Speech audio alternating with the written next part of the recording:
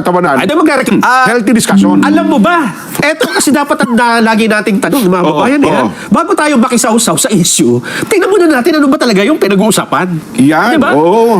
Ang pinag-uusapan po ba dito sa issue na ito ay yung pinag-aagawang teritoryo sa West Philippine Sea, sa South China Sea? Oho. Ay hindi po, mga kababayan. Ay, hindi ba yun ang pinag-ugatan? Hindi, hinahaluan lang nila dahil yun ang mas matunog sa...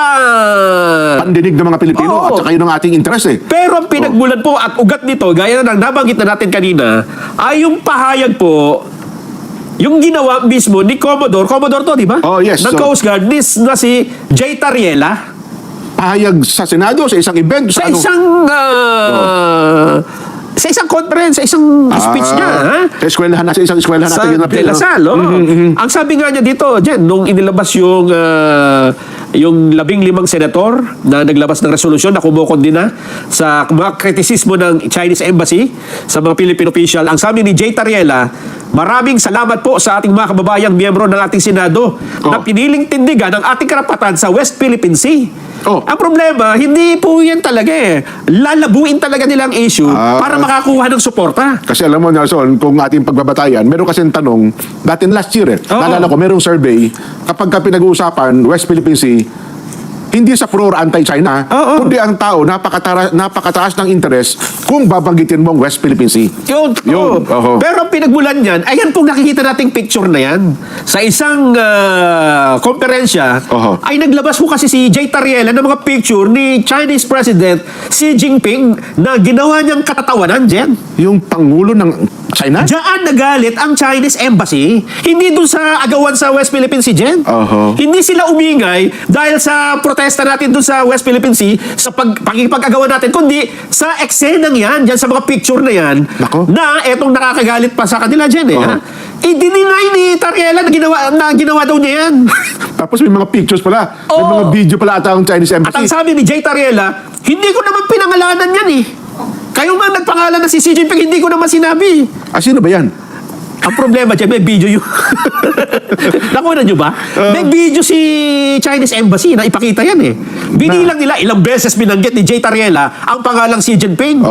Alam mo, alam din ng marami ito, Nelson, ang presidente ng China, hindi isang sabi na, meron silang mataas na klase ng pagkilala sa kanilang presidente. Hindi lang basta presidente, Nelson, kundi ayaw ko, meron ibang tao. Yung sabihin, mas mataas pa sa presidente ang pagkakilala nila. Hindi lamang isang tao na kinikilala nila bilang presidente. Meron pa mas mataas doon na gano'n ang pagkilala nila, Nelson. Kaya gano'n ang paggalang at pagrespeto sa kanilang presidente. Ang problema, noong sinita si Jay Tariela ng Chinese Embassy, humanap na ng kakampi dyan. Naggilan na lang kakampi at ang sinasabi, binubuli na tayo ng China. West Philippine Sea ang issue dito. Soberanya ng Pilipinas. Hindi po soberanya ng Pilipinas ang pinag-usapan. Yun pong mga picture na yon at yung pagsisinungaling ni Jay Tariela ang problema. So para bang dating dito, parang binastos niya ang presidente ng China? Ganun na nga lumilitaw. Na itinanggi niya. Nagsinungaling pa siya dyan. Ganun? Kaya kung sa isang malinaw na usapan, kung ikaw ang senador, susuportahan mo ba yung isang kahit nakapwa Pilipino mo, pero nagsisinungaling eh? Hindi ba? Nagtarang nagsinungaling dyan eh. Ilagay natin ng ating sarili. Halimbawa, ang isang opisyal ng China nagsalita sa isang eskwelahan sa kanilang bansa, ipinakita ang larawan ng Pangulong Bongbong at ginawa rin katatawanan. Ay, magrereklamo yung Philippine Embassy. Check yun. O kaya naman kahit na hindi ka maka-administrasyon, bilang Pilipino, magagalit ka. hindi tama yun. Di ba? Ganun lang yung reaksyon ng China Embassy. Kaya lang, itong mga, hindi ko maintindihan bakit sila ay parang bulag dyan. Ang tingin lang nila siguro ay, maganda ito, magandang eksena, bida kami rito, ipagtanggol natin ang soberanya, kalayaan ng Pilipinas. Palayasin natin ang embahador na yan. Ganon. Mukha nga kayong pogi, pero kapag ka napanood ng mga babayan yung paliwanag at nalaman nila, ay, hindi ba ang pinag-uusapan dyan ay yung awayan sa teritoryo, yung agawan, yung bully? Hindi po. Ang pinag-uusapan dito ang pinagmulan nito, yun hong ikinagalit ng Chinese embassy sa atin. Kay Jay Tariela, hindi ho sa buong Pilipinas siya nagalit. Kay Commodore Jay Tariela lang. Ito po ang pinag-uusapan natin, factual lang ito po ha. Wala po tayo, baka sabihin, kayong dalawa kasi baka kumakampi kayo sa China, etc. etc. Hindi po ha. Ito po ang ating binabanggit dito, Nelson. Ito po yung katotohanan. Opo. Yan pangyayari, no? Ang nangyari, ay na nga ho, naglabas na ng kanya-kanyang mga statement, gaya ng nabanggit natin kahapon, ang ilang mga senador. At ang naging issue na rito, ang China na ang nambubuli, hindi lang doon sa karagatan, kundi dito sa mga opisyal. Pati daw sa Senado, parang binubuli ng mga senador. no? Kasi, Jen, ang sabi ni Senador Kiko Pangilinan sa kanyang post, sabi niya, bakit ang Chinese embassy gusto mong patahimikin yung mga pumapati ko sa inyo? Hindi nga sumasagot lang eh.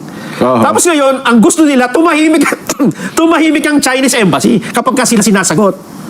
Ganon. Walang demokrasya kapag yung kausap mo ay ayaw mong pasagutin, di ba? Totoo. Oo. Kahit pa sabi mo na sa bansa tayo, binastos mo yung isa, tapos gusto mo tumahimik na lang. Ay, hindi ganon. Mali tayo. At katunayan, kanina habang nagsesession sila, tumayo si Senador Risa Ontiveros eh. Oo. Sabi niya, ito po, may bago na namang post ang Chinese Ito Embassy. kaya, 37 minutes daw. Oo, ito.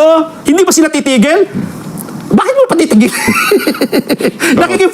Nakikipagbangayan kayo. Siyempre, sasagot yan, di ba? Tama, nakikipag-diskusyon kayo, kayo sumagot, binigay yung side nila.